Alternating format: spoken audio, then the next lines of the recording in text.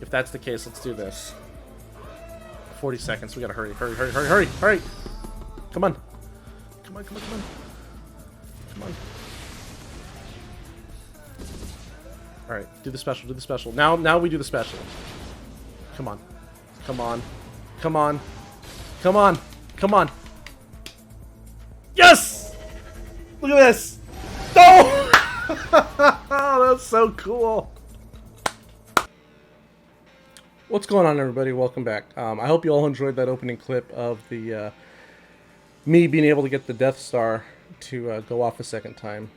I'm not sure if that's a world first or not, but it's definitely doable. It's definitely possible.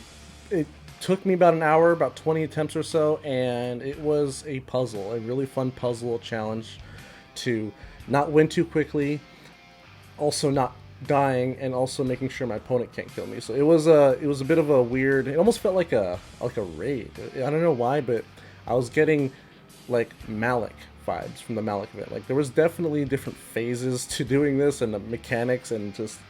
Anyways, I did it. Probably not going to go for it again. I wouldn't advise going for it. It is purely just for the fun of it. But let's talk about the Executor real quick.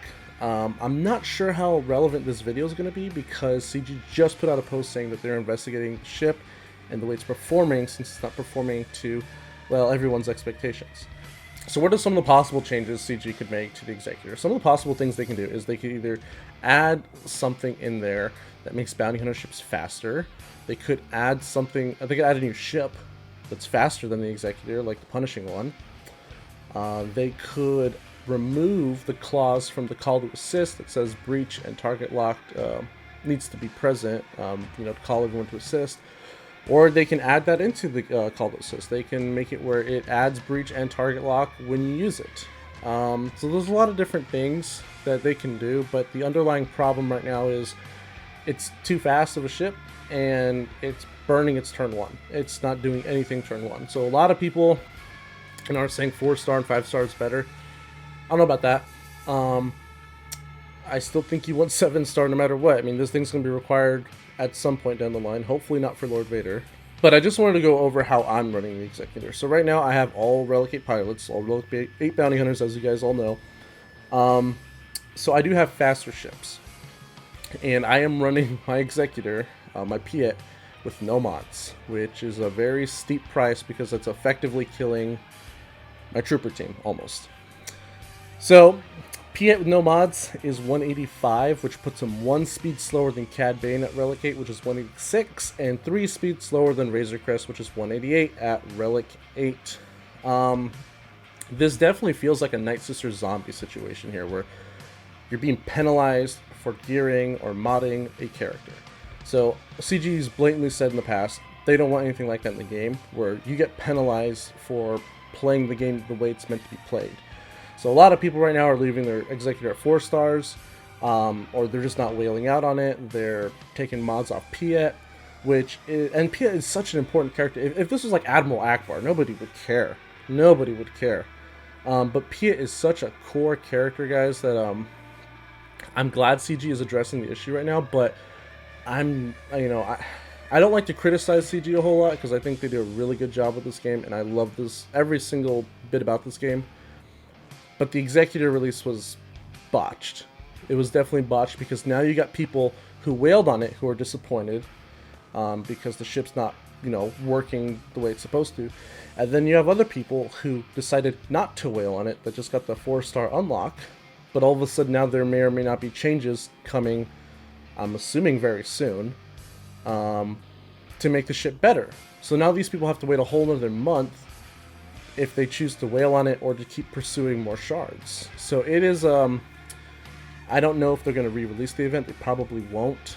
There's not really a right answer to go about this, which is unfortunate. But yeah, whatever went on with testing, I really wish somehow or some way I would have been able to test this for them, because during my kit analysis, I even said that the turn 1 is going to be kind of a wash if it's a faster ship than Negotiator. If it's a faster ship than all the other bounty hunter ships, turn 1's going to suck. I didn't think it was going to be this bad. I didn't think it was going to be this detrimental where literally everything except Mace and Holdo are countering it. I mean, maybe Holdo's countering it now, who knows. But yeah, no, this is kind of a bad release, and they definitely, I think, need to fix it as soon as possible.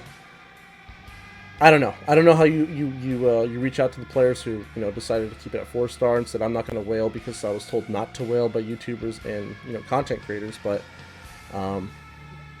yeah, I do sympathize with both sides because this was not okay. Especially for the amount of relics and gear that goes into it. Anyways, that's the end of a rant. I didn't plan on ranting, but there you go. Got a little bit of a Van Seal rant out of me. So today we're going to look at some gameplay.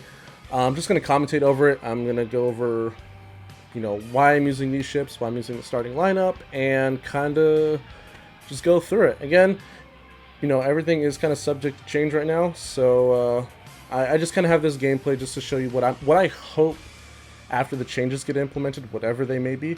I hope this is what the Executor looks like. Because right now, the way I have everyone clocked, the AI, I mean, AI is not perfect. The AI is still the AI, but it's a lot better. It's a lot better than, the Executor going turn 1 and nothing happening. So let's take a look at some gameplay. Okay, so before we get started, I just wanted to show you guys where my Executor is currently at. I kind of screwed up by not getting Prestige. Totally forgot about Prestige and that you can't exactly accumulate a lot of it overnight.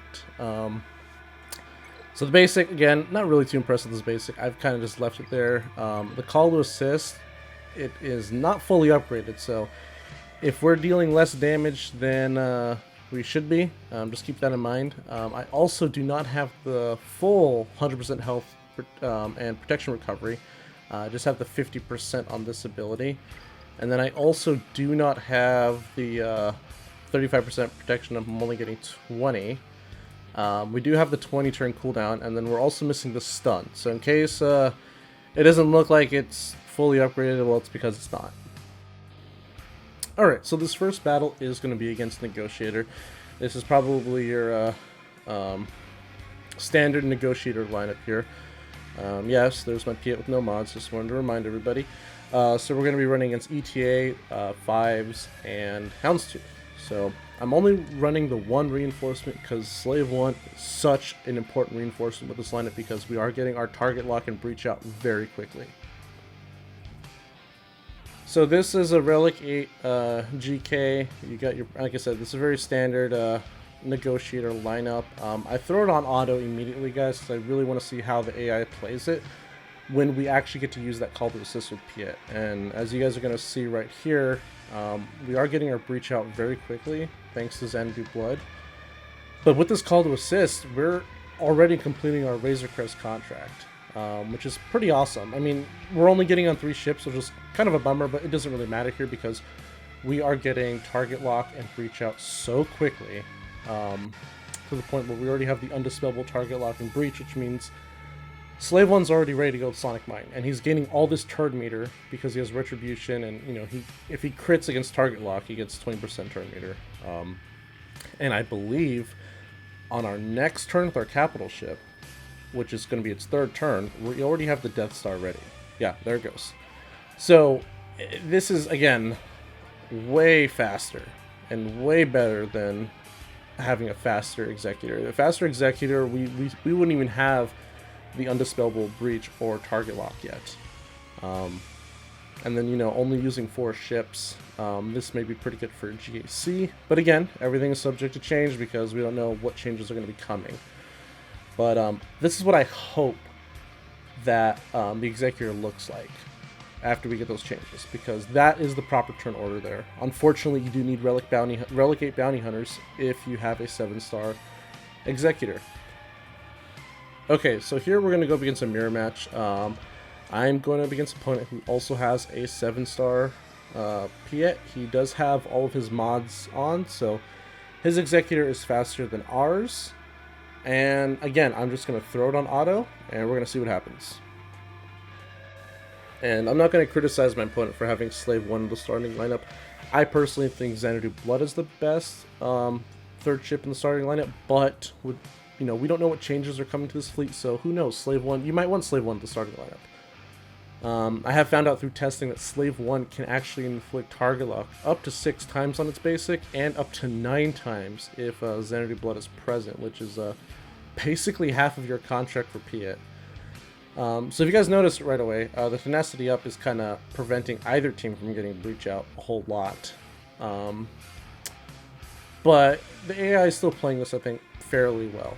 Again, we're just letting the AI take the wheel here, and it's not too bad. Not too bad. I think we're definitely ahead of their team in terms of the contract. So yeah, we got our both contracts completed simultaneously, where our opponent still doesn't have either of them.